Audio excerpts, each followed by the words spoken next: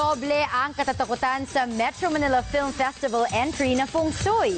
Ang bida namang si Chris Aquino, ibinuko ang sikretong love life ng co-star niyang si Coco Martin. Alamin kung sino ang mga nagpapatibok sa puso ni Coco sa report na ito. Sisisi kung naniwala pa ako sa swerte. Makalipas ang 10 taon, titindig ulit ang inyong balahibo sa MMFF entry na Feng Shui. Doble ang malas at swerte dala ng bagwa.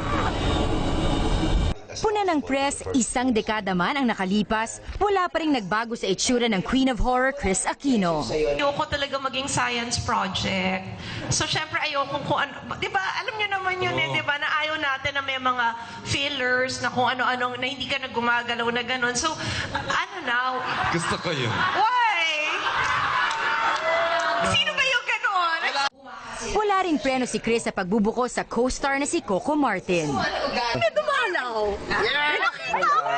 Uy, remember that girl? She didn't say hi to me. Sa set, all the way na antipolo yung big boobs. Tapos inag-hi sa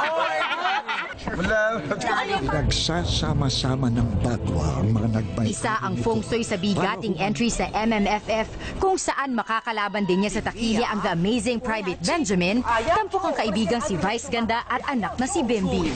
Pero kung si Chris ang tatanungin, sino kaya ang makakaungo sa takilya at unang papanoorin ni Pinoy? Wala siyang choice. Back-to-back siya manunood. But we made a deal talaga.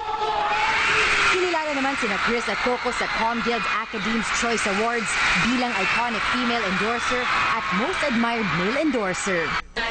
Pinarangalan din ang bandila at may puhunan anchor Karen Davila, habang ang ABS-CBN ang advertisers-friendly television network.